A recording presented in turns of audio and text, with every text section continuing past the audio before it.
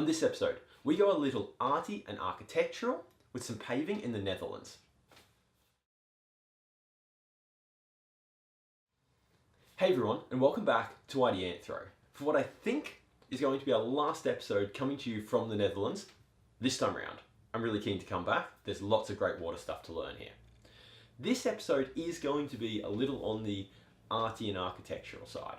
A couple of days ago, I was at the university in Delft, and I had a meeting there with a startup. Great, thank you Field Factors crew for meeting with me and having a chat.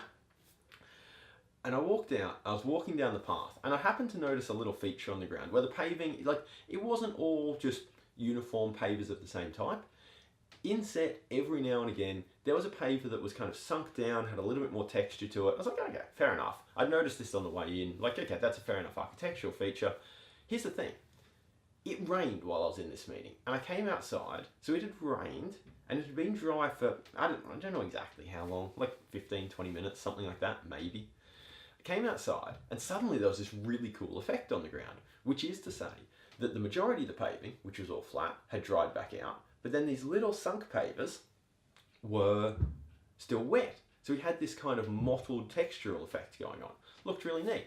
And that was going to be it for me, until I realised that this is also a demonstration, just so subtly. I don't know that anyone but someone who works in water would notice this. It's also a good example of the hydrologic cycle, because I walked a few metres further down and noticed a bit of a contrast here, which is to say that where there were trees next to the paving, these little spaces, these little depressions that were containing the water were still wet.